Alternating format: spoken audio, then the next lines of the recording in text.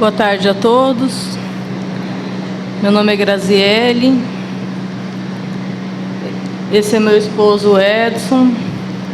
Nós somos lá de Campo Grande, no Mato Grosso do Sul. Estamos hoje aqui também, assim como vocês, em busca de notícias. Eu hoje vou contar um pouco da nossa história para vocês, como mãe, como pai. Não sou palestrante, nós vamos dar o nosso depoimento para dizer o quão importante esse momento para nós hoje, de estarmos aqui. Nós somos pais de um rapazinho chamado Vitor Hugo. E o Vitor Hugo, que hoje ele mora no plano espiritual, há 2 anos já, mas a nossa história começou desde o nosso desejo de ter um filho. Nós sempre sonhamos, eu sempre sonhei em ser mãe, em ter um filho. Tivemos uma oportunidade anterior à vinda do Vitor Hugo, mas infelizmente não deu certo, né? Eu tive um aborto espontâneo, mas assim, ela já estava grande, já tinha quase 5 meses, né? Era uma menina. E eu sempre conto essa história porque quando eu estava grávida dela, eu faço aniversário no dia 29 de dezembro. E eu passei mal no dia de 29 de dezembro, foi em 2003. E já fui para o hospital, mas aí no dia 30 de dezembro, ela já estava sem vida, né? Então, era nosso primeiro filho, nós ficamos muito abalados, né? Ficamos com muito medo de tentar uma próxima gravidez e continuamos. Dentro desse tempo, eu fiz todos os exames, né, para poder engravidar novamente. Consegui, eu fiz uma cirurgia antes, eu engravidei do Vitor, e grávida eu fiz uma cirurgia, que era uma gravidez já de alto risco por conta dessa perda, né, anterior. E fiz essa cirurgia e a médica falou: olha, agora você vai para casa, vida normal, né, que vai ficar tudo bem. Só que não foi isso que aconteceu. Eu comecei a fazer as ultrassons bem recorrentes e quando eu estava já com 16 semanas de gestação do Vitor Hugo, o ponto da cirurgia já estava só meio centímetro para arrebentar.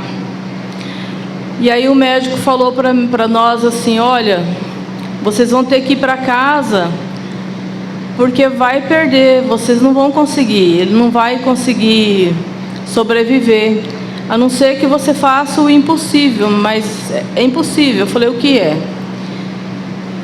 Aí ele disse assim: se você ficar deitada de cabeça para baixo, o quanto de tempo que você suportar para que ele se desenvolva, para que ele cresça. E eu e meu esposo ficamos muito abalados, né? Mas decidimos que, quando eu cheguei em casa, eu morava num sobrado. Chegando em casa, eu olhei para ele e disse assim: eu vou ficar de cabeça para baixo, eu vou ficar. E baixou tudo. Nosso quarto era em cima, não subi mais escadas, montamos um quarto na sala e fiquei por lá. E eu fiquei quase 2 meses deitada de cabeça para baixo. E só não deu certo mais tempo porque eu tive crise de labirintite, né? E tive que ser internada. E chegando no hospital, ainda estava tudo bem, eu fiquei mais ainda uma semana internada, tomando medicamentos e para que formasse o pulmão dele, né? Eu estava com 24 semanas, 23 semanas. E aí a história se repetiu na nossa cabeça, na nossa família, né? Porque eu estava internada no dia do meu aniversário, que foi 29 de dezembro, isso já era 2005. O Vitor Hugo nasceu no dia 30 de dezembro, 2 anos depois, no mesmo dia que eu havia perdido a minha primeira filha. Então, eu sempre digo isso porque naquele desespero primeiro dessa perda, eu entendi assim, naquele momento, por que Deus me tirou. E parece-me que Ele quis me responder quando o Vitor veio, disse assim: eu te devolvi. Eu entendo isso, e eu entendi muito isso na época. Só que o Vitor nasceu assim muito pequeno, ele nasceu com 900 gramas. E ele teve 3 paradas cardíacas quando ele nasceu. Ele ficou na UTI por 70 dias, ficamos mais 22 dias lá no berçário, internado. Várias vezes ele foi desenganado, de os médicos falarem para mim e para o meu esposo, né? Pode ir embora, que espera a assistente social ligar. Mas nós nunca acreditamos nisso, nunca acreditamos. Nós sempre acreditamos que nós sairíamos com ele de lá. E assim, Deus nos deu essa bênção, né, de tê-lo conosco. Nós saímos do hospital com 3 meses já. Ele já tinha 3 meses de vida quando saiu, com 2,1 kg, ainda bem pequenininho. Precisava assim de muitos cuidados, né? E nós cuidamos. E como nós cuidamos? Com todo amor, com toda dedicação. E assim se passaram 16 anos. Sempre com toda essa dedicação, ele cresceu saudável, forte, graças a Deus. E ficamos plenamente felizes durante esses 16 para 17 anos. Imaginávamos que a nossa vida era perfeita. Tínhamos até medo de tanta felicidade que nós tínhamos com o nosso filho. Mas aí ele, com 16 anos, teve um dia que ele começou a reclamar muito de dores na barriga. E passou aquele dia, e aí passou a noite, estava melhor, e no outro dia amanheceu mal. Tivemos que levá-lo para o hospital. Chegamos lá no hospital, aí os médicos falaram que ele teria que fazer uma cirurgia de apendicite. E que essa cirurgia seria uma cirurgia bem tranquila, né? Por vídeo, ia ser muito rápida a cirurgia, e que logo ele estaria no quarto. Eu o acompanhei até o último estágio do centro cirúrgico mesmo, até ele receber anestesia. Eu estava do lado dele, segurando na mão dele. E aí, depois eu saí, depois se procedeu a cirurgia, mas quando os médicos já tinham acabado a cirurgia e ele estava prescrevendo já, ele teve uma parada cardíaca. Conseguiram reanimá-lo, mas ele já ficou em coma, né? Já foi para a UTI. E lá permanecemos por mais 5 dias. E no dia 5 de dezembro de 2022, ele partiu. Nesse momento, o nosso chão saiu dos nossos pés, assim. ficamos muito revoltados com Deus, ficamos num profundo desespero, porque Ele era nosso filho único. Como que nós conseguiríamos viver sem Ele, acordar um dia sem Ele e chegar na nossa casa sem Ele? Então nós entramos mesmo num profundo desespero, pensamos em retirar a nossa própria vida por várias vezes. Estávamos no fundo do poço mesmo. Na época nós éramos católicos, a missa de 7º dia foi na igreja católica, mas em nenhum momento assim a igreja católica nos amparou, né, ou o padre, ou enfim, algum irmão que pudesse estar ali. Nós não fomos amparados. Voltamos para nossa casa depois desse 7º dia em profundo desespero, até que um dia um amigo do meu esposo, que eu não o conhecia, pediu para que pudesse fazer uma visita, né, para nós. Ele falou: não, tudo bem. Aí ele chegou lá e disse assim: olha, eu sei que vocês são católicos, mas eu perdi a minha irmã, e a única coisa que me acalentou, que me amparou, foi um centro espírita que eu conheci, e eu gostaria de fazer o convite para que vocês fossem até lá. E nós, principalmente o meu esposo, né, ele sempre foi mais cético do que eu, assim, de não acreditar, né, mas ele, naquele desespero, ele aceitou o convite e nós fomos.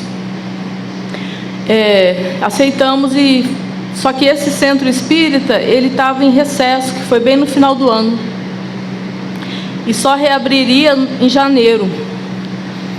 E aí nós pensamos: meu Deus, como que nós vamos esperar tudo isso, né? Mas diante da ideia de ir até um centro espírita, como nós não conhecíamos nada sobre isso, eu tinha até medo, um certo preconceito mesmo, porque eu não sabia, não entendia o que era, o que fazia lá. Aí eu procurei no Google, assim, que livro um espírita lê, para que quando eu chegasse lá no centro eu entendesse alguma coisa do que eles falavam, né? E aí veio o Livro dos Espíritos. Aí eu fui, na minha cidade tem uma livraria, que é uma livraria espírita, e é uma amiga minha que atende lá. E eu cheguei para ela e falei: olha, eu vim comprar o Livro dos Espíritos. E ela já sabia de toda a situação, né?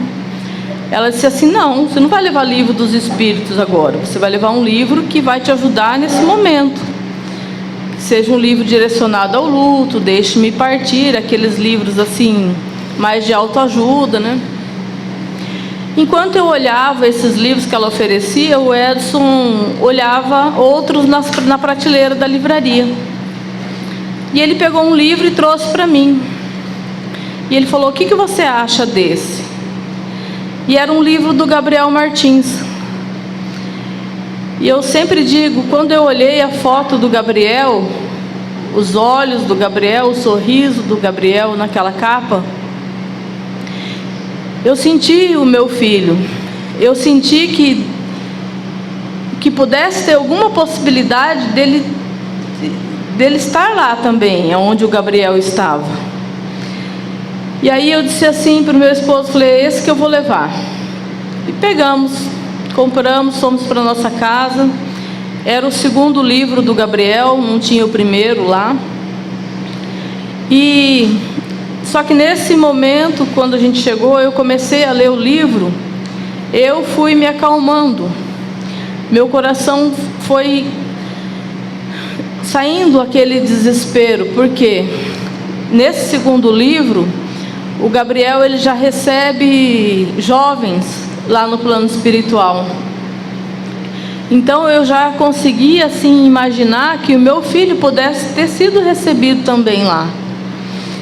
E aí aquilo foi criando dentro de mim, dentro do meu coração, uma possibilidade dele estar lá, nesse local. De estar lá com esses jovens, que a vida continuava, que não era o fim, que eu poderia reencontrá-lo, né? E em algum momento ele já fala também sobre a psicografia, que eu não tinha nenhum tipo de conhecimento. E aí nesse tempo o centro lá reabriu, nós começamos a frequentar, né? Já para tomar um passe, alguma coisa que pudesse nos auxiliar. Eles nos auxiliaram, ensinando a gente a fazer o Evangelho do Lar, que é uma ferramenta sensacional, que hoje faz parte da nossa vida, que nos ajudou muito na nossa casa, na harmonia e paz, pelo menos dentro da nossa casa, né? Nos ajudou muito. Então começamos a frequentar. E aí nesse tempo também eu pedi para o meu esposo procurar na internet esse primeiro livro do Gabriel. Ele achou o livro no Nordeste, comprou, veio pela internet, né? Eu comecei a ler, que eu queria entender como que o Gabriel chegou lá. E consegui ler todos esses 2 livros, né? E coincidentemente, no dia que eu terminei esses 2 livros, foi num dia assim que nós estávamos em casa. Meu esposo estava num profundo desespero, chorando muito, né? Fora assim. Aí eu fui até ele para consolar, larguei o livro na mesa e fui. E ele, nesse mesmo tempo, chegou uma mensagem no celular dele, dizendo que ia ter uma sessão de psicografia na minha cidade, né? Que esse amigo nosso que mandou para ele. E que seria nesse centro espírita que eu já estava frequentando. Aí ele falou, dá uma olhada assim nas informações e tudo mais. Eu olhei e ali eu fiquei muito, muito mesmo emocionada quando eu vi que o médium que ia fazer o trabalho de psicografia lá em Campo Grande era o Newton Stuck, que foi o que recebe os livros do Gabriel, né? Aí naquele momento, dentro do meu coração, eu tinha muita certeza que eu receberia uma carta do meu filho, muita certeza, porque hoje a gente sabe, no espiritismo não existem coincidências, né?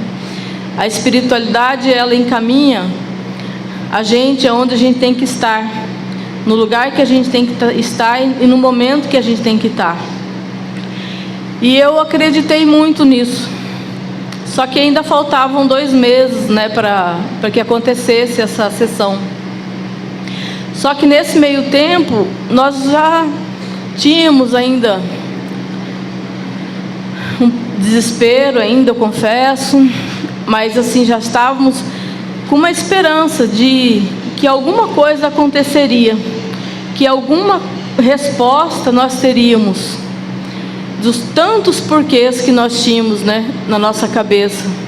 Por vezes até passava até por que eu levei para o hospital. Por quê? Então assim, a gente se culpa muito por tudo ou por nada, mas a gente se culpa. A gente quer proteger tanto que a gente não sabe o porquê. Então nós tínhamos muitos porquês. E fomos nos preparando, como diz o Gabriel, quando você tem a intenção, né, de receber a carta, então que você já se conecte com o seu ente querido, desde quando você tem a intenção e diz, olha, eu vou estar lá naquele momento, naquele dia, naquele lugar, para que eles também se preparem lá no plano espiritual, né? E assim nós fizemos, seguimos assim a cartilha mesmo de como seria, levamos alimentos para o centro, como vocês fizeram aqui também. E chegamos, até que chegou o dia, né? Demorou os longos 2 meses até que chegou o dia. E quando chegou, nós estávamos lá já, assim como vocês, passamos por todo essa ansiedade de chegar, né, até que comece a sessão também. E aí, nesse tempo também em que a gente esperou esse dia da psicografia chegar, nós entramos no YouTube, procuramos tudo sobre o Newton, assistimos todas as palestras que tinha disponível no YouTube, em todos os lugares, Facebook, reviramos a vida dele para saber quem era o médium, como que ele trabalhava, como que era, que procedência que tinha, né? Porque a nossa preocupação é tão grande, como que nós colocaríamos o nosso filho em contato com uma pessoa que nós não conhecíamos, né? Então fizemos tudo isso, esse passo a passo, assim, bem minucioso mesmo. E aí, voltando ao dia, o grande dia, né, da psicografia, tão esperado por nós. Antes de sair de casa, o Vitor Hugo, ele tinha um tênis que ele gostava muito, né? E meu esposo pegou aquele tênis da mala dele e colocou nos pés e falou: olha, eu vou com o tênis dele hoje. Aí eu falei: vá, porque se tem uma pessoa que ele gostaria que usasse as coisas dele, era você. Ele colocou o tênis, olhou para o tênis, ficou um pouco, começou a chorar, tirou o tênis. Não conseguiu ir para a psicografia com o tênis. E ele falou: vamos. Aí, mas ele colocou o celular dele, do Vitor, dentro do bolso. E fomos para a psicografia. Chegamos lá, ficamos assim, ansiosos, esperando. Aí o Newton chegou. Quase não conversamos com ele, muito breve, né? Porque é muita gente, quando ele chega, todo mundo quer conversar, quer falar, né? Não falamos para ele do Vitor Hugo. E aí fizemos todo esse processo que vocês fizeram da ficha, preenchendo o nome, né? Como vocês fizeram? E foi a entrevista com os médiuns. E nós passamos pela entrevista com a Carol. E não, nem foi com o Newton, né? E aí ela só olhou o papelzinho e falou: ah, tá, pode aguardar, né? Aí nós saímos dali, não falamos nada, né? Saímos dali e ficamos assim, como vocês estão agora, esperando, né? Contando os minutos para que acabe a psicografia, para que, quem sabe, venha um recado. E aí ficamos esperando. Aquele dia foram quase 5 horas de escrita também. Demorou bastante tempo. Já era bem de noite quando eles acabaram. E aí o Newton disse assim: algumas cartas, depois que eles terminaram, né? Eu vou ler aqui em público, né? Se a família autorizar. Outras, alguns trabalhadores vão ler lá dentro para otimizar mesmo o trabalho, e outras serão entregues. Tá, tudo bem. E aí ele disse assim: eu vou ler Vitor Hugo Romeiro Matoso Braga. É uma sensação que eu estou sentindo agora, dentro do meu corpo, dentro do meu coração, do dia que eu recebi a primeira carta dele. Foi a coisa mais maravilhosa a sensação mais maravilhosa que eu tive depois do desencarne do meu filho, diante de tanta tristeza. E aí nós fomos até lá na frente para o Newton ler a carta. Ainda ele olhou para a gente e disse assim: nossa, é o de vocês? Nem fez a entrevista comigo, né? Tudo bem. Aí ele pediu autorização para ler e tudo mais. Ele começou a ler a carta. Na primeira frase, o Vitor Hugo dizia assim: mãe, eu estou vivo e eu estou bem. Então aquilo assim já encheu o meu coração de esperança, de todo aquele cuidado, aquela proteção que a gente sempre teve com ele. como que a gente imaginaria que ele pudesse estar longe de nós em qualquer momento, uma noite, horas, né? Enfim. E ele dizendo que ele estava bem. E ele começou a relatar na carta momentos em que nós estivemos juntos dentro da UTI, que estávamos só nós dois. Muitos momentos assim entre nós, da nossa casa, né? E como ele sabia que o pai dele era mais cético, né? Que não estava meio desconfiado de toda a situação também, né? Ele disse um momento na carta assim: pai, o meu tênis agora é seu, pai, e é para você usar. Então, naquele momento, a gente teve a certeza muito forte que ele estava ali, que ele sempre esteve ao nosso lado, sempre esteve conosco em todas as situações. E também ele jogava videogame, né, de futebol, de videogame. Tinha um grupo que era no país inteiro, né, que ele participava dos campeonatos, então ele era muito bom no videogame. E o pai dele vivia perdendo, assim, de 15-0, 16-0, né?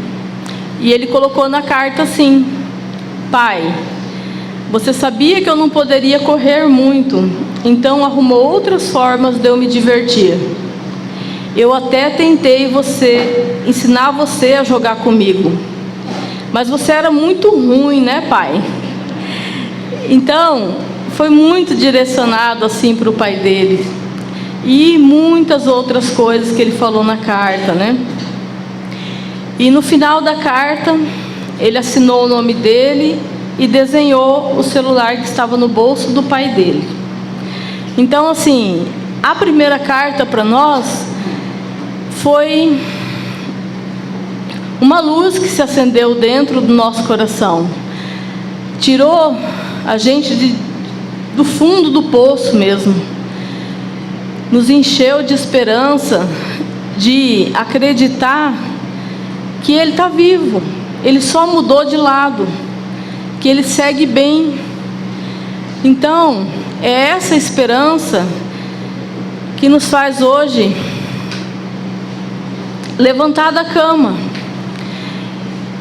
E depois dessa primeira carta, que nós conseguimos respirar novamente, que diminuiu o nosso desespero, nós começamos a já se interessar mais pela doutrina espírita. Começamos a trabalhar nesse centro que nós frequentamos, né? Começamos a estudar mesmo. Eu já li todos os livros do Gabriel, que são 8, né, que temos acesso até agora. Já li e reli várias vezes, e cada vez que eu leio, eu enxergo uma coisa diferente. E o Gabriel, nesse presente que ele nos traz, que é justamente para nós esses livros, os pais enlutados, né, as pessoas que precisam desse auxílio, dessa luz, dessa esperança, né? Então, cada vez que eu leio, eu entendo de uma forma que me consola mais. Começamos a estudar, a trabalhar no centro. Hoje é o que nos motiva a levantar todos os dias. Temos há mais de um ano um projeto assistencial de caridade, que nós auxiliamos várias famílias lá, tanto famílias como moradores de ruas, como temos um grupo de mães enlutadas também, que nós atendemos, prestamos um auxílio.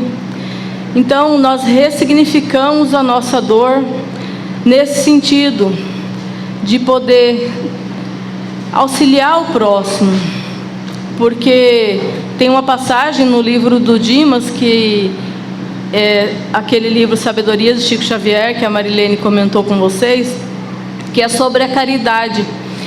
E ele diz assim: olhe para o lado, olhe para outra janela, né? Que não é só você quem sofre, não é só você que tem essa dor. Então, olhe e veja, nós aceitamos isso e hoje nós compartilhamos essa nossa dor e compartilhamos todo esse amor que nós tivemos em casa e que temos até hoje, e que foi o maior tesouro, a maior herança que o Vitor Hugo nos deixou, que foi todo o amor que ele espalhou dentro do nosso coração e de muitas outras pessoas, que hoje é compartilhado com outros irmãos que tanto necessitam desse amparo, não só material, mas o amparo moral, um amparo psicológico mesmo, da gente compartilhando essa nossa dor, aliviar também a dor do outro. Então hoje, esse é o nosso propósito. Aquelas perguntas que nós tínhamos tanto lá no começo, elas estão sendo respondidas através do estudo da doutrina espírita e através das cartas também que nós recebemos, graças a Deus, né, dessa oportunidade que temos de ter um recado, de ter esse acalento dentro do nosso coração. Então, eu quero dizer para vocês hoje que eu não sou nem um pouco diferente de ninguém que está aqui. Todos nós, e eu compreendo essas mães que estão aqui hoje em especial, a dor que elas estão sentindo. Hoje, falando com uma mãezinha, eu disse assim: tem dias que a dor é tão grande que parece que tem um punhal dentro do nosso coração. E dói tanto. Mas a gente respira, pede auxílio para Jesus, pede auxílio para os nossos entes, para a espiritualidade maior, que eles sempre nos amparam. E começam a tirar esse punhal de uma forma que nós conseguimos sentir. E a saudade, ela sempre vai ter, sempre vai existir. Ela nunca vai sair de nós.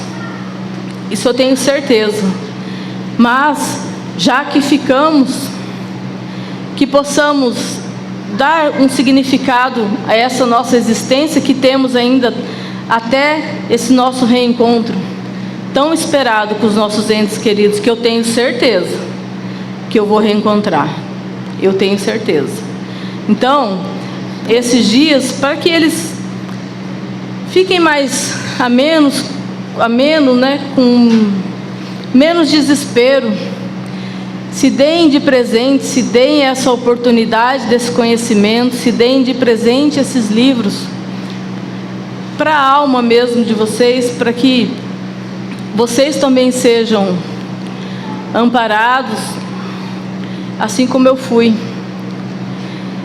Tem uma passagem do livro do Gabriel que eu sempre gosto de finalizar, dizendo o que o Gabriel, tem para nos dizer hoje. Eu sempre abro em algum momento que ele intui, né, para me falar para vocês. E ele diz assim: tudo que éramos, continuaremos a ser. O amor que cresce dentro de nós nunca deixará de existir, porque em nós nada se perde. A vida que Deus criou nunca cessa. Ela é ininterrupta. Confiemos, porque o Senhor, que é só amor, nos criaria para nos fazer sofrer com o desaparecimento total adiante. A desencarnação nos leva, nos transforma, mas nunca nos mata. Eu e os outros que chegaram por aqui sempre seremos aqueles que vocês abraçaram antes. Sempre seremos os vossos amados de antes. Temos que levar adiante a ideia de que nada acabou, a certeza de que continuamos a existir em toda parte, conforme a evolução que carregamos por dentro. A família sempre será o nosso lugar de retorno, a fonte que abastece o coração, mesmo que não possamos seguir no mesmo plano. Os amigos são companheiros que nos ajudam a decidir pelo bem. Os companheiros de jornada, os irmãos que seguem conosco na direção do crescimento. Nada acaba. Tudo que Deus cria não morre, apenas se transforma para melhor. Confiemos, a vida é eterna. Tudo que Deus quer é nosso verdadeiro bem. Estudemos para entender tudo isso e trabalhemos para merecer todo o bem do Senhor. Essa é a mensagem que eu queria deixar para vocês hoje aqui, eu e minha família. Desejar para vocês muita paz, muito amor, que a fé e a esperança de todos vocês sejam renovadas nesse dia. E acreditem sempre em Deus, no poder da nossa fé. Nós podemos continuar com um fardo um pouco mais leve, diante de todos esses ensinamentos que nós temos acesso hoje. Que Jesus os abençoe. Boa tarde.